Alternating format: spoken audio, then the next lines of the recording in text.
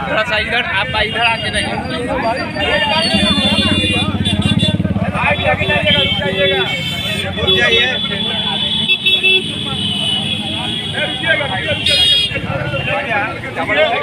बताइए। आज हम लोग जो पुलवामा में जो घटना हुआ है उसके श्रद्धासुमन अर्पित करने के लिए हम लोग महागठबंधन के तमाम साथीगण आज हम लोग कैंडल मार्च निकाल रहे हैं। ये कैंडल मार्च हमारे खुद्दीराम बोस स्मारक स्थल से अमर शहीद स्थल से टावर चौक तक पैदल मार्च करेगा, मुख्यालय के नजदीक तक। हम लोग इस माध्यम से ये कहना चाहते हैं कि भारत के धरती पर जो भी आंख दिखाए उसकी आंख निकाल लिया जाए, लेकिन ये सिर्फ वक्तव्य में ही नहीं रहे, ज्ञान बहादुर नहीं बने, इसको कर्तव्य में भी पालन करें।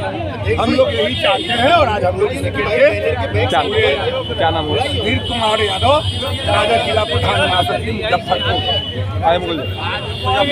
के तत्वाधान में हम सभी इंडिया गठबंधन के कार्यकर्ता आज खुद्दीराम बोस से कैंडल मार्च जो पहलगांव में जो निर्मम हत्या आतंकवादियों के द्वारा किया गया है उसके विरुद्ध में आज हम श्रद्धांजलि देने जा रहे हैं, कैंडल मार्च कर रहे हैं।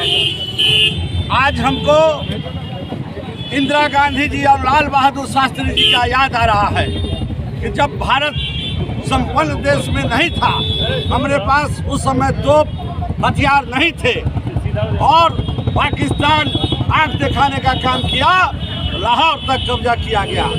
मैं चाहता हूं अपने प्रधानमंत्री से यही मांग है कि जिस तरह हमारे कपल को जो 7 दिन पहले शादी हुई और इस तरह से शूट किया गया आतंकवादियों के द्वारा, उसका बदला लेना चाहिए। तुरंत पाकिस्तान पर अटैक होना चाहिए, नहीं तो वह अपना प्रधानमंत्री का पद छोड़ दे, अमित शाह गृह मंत्री का पद छोड़ दे। इन्होंने 14 में यह कहकर सरकार में बने थे कि हेमराज का सर काट दिया है और मतदाताओं को रिझाए थे। आज कितने हेमराज के सर को काटकर, और बिहार का ले लीजिए, कितने शहीद हर 2 दिन 4 दिन पर शहीद का शव आता है, हरियाणा में आता है, पूरे देश में आता है। इसलिए हम सरकार से मांग करते हैं कि इसका बदला तुरंत ले, और नहीं तो हम लोग जो है उनको गद्दी छोड़ने का के लिए मजबूर करेंगे।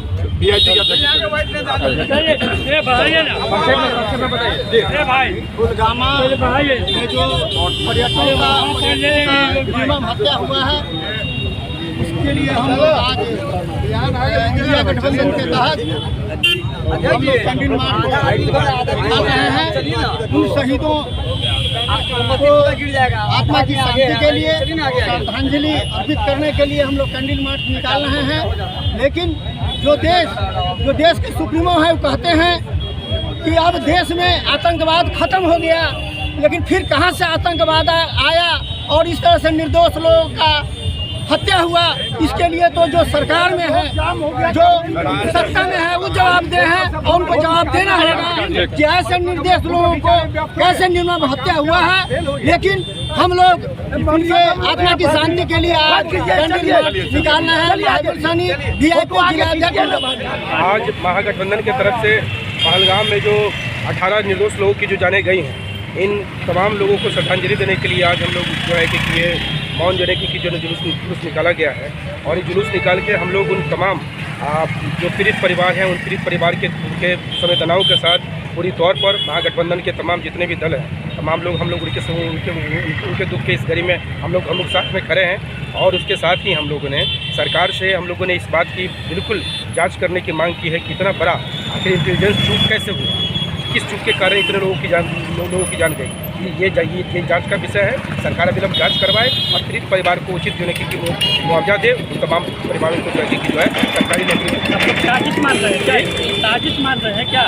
नहीं, जांच देखिए, कश्मीर के अंदर में 7 लाख फौजें हैं और कश्मीर चप्पा खुफिया एजेंसी से भरा हुआ है, लेकिन इन तमाम लोगों के बावजूद जो है इतनी बड़ी अगर घटना घट गई तो आखिर ये किसके चूक के कारण हुई?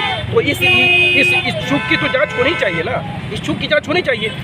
जो भी जिम्मेवार हैं उन लोगों पे कार्रवाई होनी चाहिए। सबसे पहले तो देश के गृह मंत्री को इस्तीफा दे देना चाहिए था कि भाई देश के नागरिक इस तरीके से ये हुआ है। और हम तमाम लोग महागठबंधन के लोग इन बातों से बहुत स्तब्ध हैं कि पूरा देश गमगीन माहौल में खड़ा है। और कल जो है कि मोदी जी जो है मधुबनी में आके और बिहार चुनाव के कैंपेन की तैयारी कर रहे हैं। यही तो है कि जो लोग मारे गए उन तमाम पीड़ित परिवारों के प्रति इस देश की पार्टी भारतीय जनता पार्टी और उनके मुखिया जो है उनका क्या रवैया है, ये इस बात से जनक प्रदर्शित। प्रधानमंत्री आकर के सहारे भी हैं लेकिन आतंकवादियों के खिलाफ में, और कहा है कि जो वो उम्मीद नहीं की है उससे भयानक सजा दी जाएगी।